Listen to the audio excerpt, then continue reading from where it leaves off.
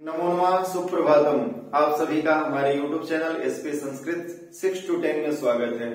पिछले वीडियो में हमने देखा था स्वर संधि के अंतर्गत आने वाली संधि अयादि संधि।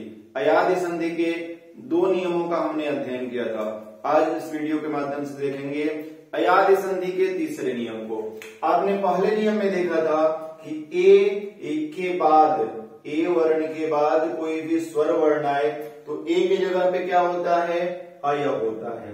दूसरे नियम में आपने पढ़ा था ओ वर्ण के बाद कोई भी स्वर वर्ण आए तो ओ के जगह पे अ होता है, जैसे आपने पवन इत्यादि पढ़ा था। तीसरे नियम में हम देखते हैं अय वर्ण के बाद, अय के बाद कोई भी स्वर वर्ण आए तो अय के जगह पे आय होता है। अय की जगह पे क्या होता है, अय की जगह पे आय होता है। चलिए आइए उदाहरण के माध्यम से हम समझते हैं। पहला उदाहरण है नई धन अकह।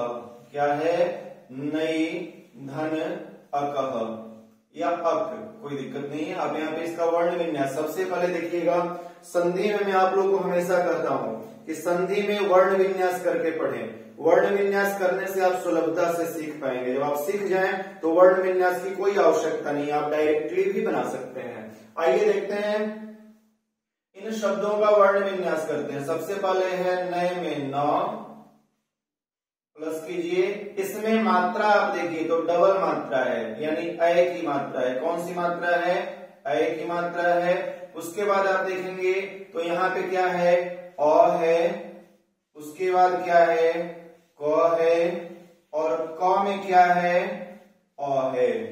और आपका नियम कहता है कि अय वर्ण के बाद स्वर वर्ण आए तो अय के जगह पे आय होगा। क्या होगा, आय होगा।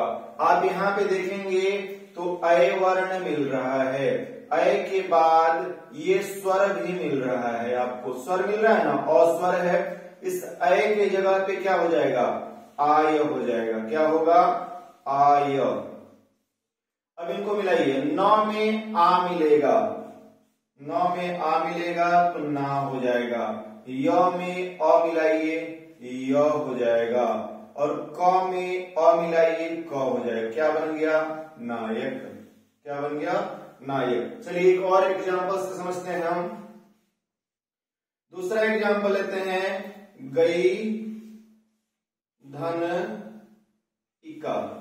गई धन इका, इसका भी हम सबसे पहले क्या करेंगे, वर्ण विन्यास करेंगे। क्या करेंगे, वर्ण विन्यास करेंगे। तो वर्ण विन्यास सबसे पहले गए का कीजिए तो ग है, और ग में कौन सी मात्रा है, अय की मात्रा है। कौन सी मात्रा है, अय की मात्रा। उसका क्या है, ई है। ई के बाद का, यानी क में आ की मात्रा, क में आ की मात्रा। अब ध्यान से समझिएगा, नियम फिर से वही है हमारा अयादि संधि का तीसरा नियम कि अय के बाद स्वर वर्ण आए तो अय को हटा करके आय रख देंगे।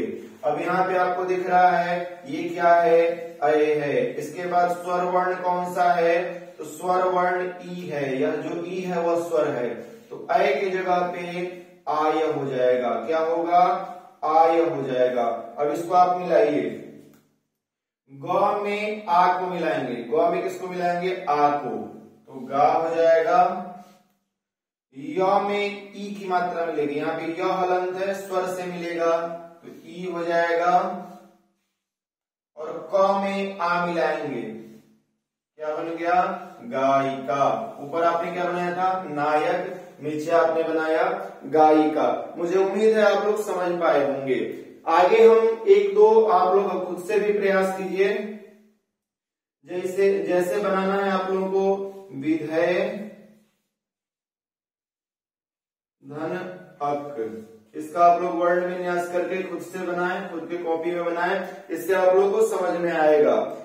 विनय धन अक भी बनाइए, जिससे विनायक बनता है। क्या बनता है, विनय धन अक। इससे क्या बनेगा, विनायक बनेगा। आप लोग प्रयास कीजिए। इसका वर्ण इन दो संधि विच्छेदों का आपको संधि करना है। इनको वर्ण विन्यास कीजिए, वर्ण विन्यास करके आप इनको जोड़िए। इनसे कौन से शब्द बनते हैं कमेंट में जरूर बताइएगा।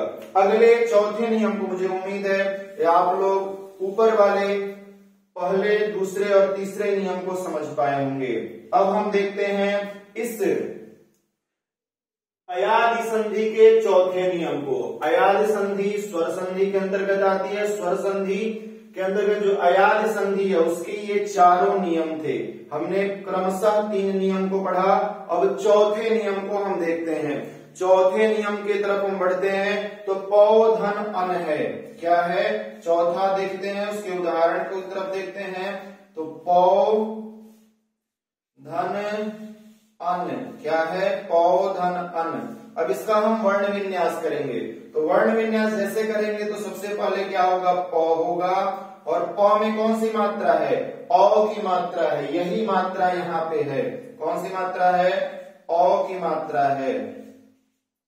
उसके बाद आप देखेंगे तो अ है, उसके बाद न है और न में कौन सी मात्रा है? अ की मात्रा है।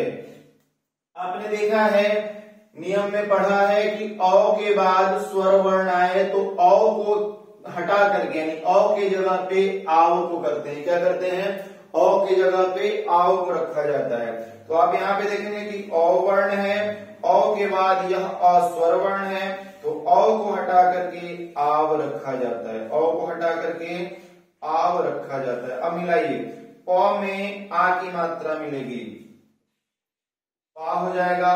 व में अ की मात्रा मिलेगी, व हो जाएगा। और न में अ की मात्रा मिलेगी, न हो जाएगा। क्या बन गया? पावन। क्या बन गया? पावन। इसी प्रकार प्रभव, प्रभव धन इत, ये आप लोग खुद से बनाइए। ये 3 संधि विच्छेदों का आप लोग संधि कीजिए और संधि के बाद जो शब्द बनते हैं कमेंट में जरूर बताइएगा कौन से शब्द बन रहे हैं। ध्यान दीजिएगा, अयादि संधि महत्वपूर्ण पक्ष है स्वर संधि के अंतर्गत। नियमों को समझना, नियमों को याद रखना और उनका निरंतर अभ्यास करना ही आपको संधि की तरफ लेके जाएगा, यानी संधि की समझ बढ़ाएगा। जब आप संधि को समझ जाएंगे तो आपको इतनी आवश्यकता नहीं है कि आप वर्ण विच्छेद करें, वर्णों को अलग अलग करें। आपको यहीं पे दिख जाएगा कि अय है तो आप डायरेक्ट लिख देंगे न, आय और अक, और आप इसको मिला करके क्या करेंगे? न में आ मिला देंगे, ना हो जाएगा, य अ य क। देख रहे हैं, जब आप समझ जाएंगे संधि विच्छेद को किस प्रकार से संधि करना है, नियमों को समझ जाएंगे तो आपको वर्ण विन्यास की आवश्यकता नहीं रहेगी। प्रारंभिक अवस्था में सभी बच्चे वर्ण विन्यास जरूर करें। चलिए मिलते हैं अगले वीडियो में अगले विषय वस्तु के साथ। धन्यवाद।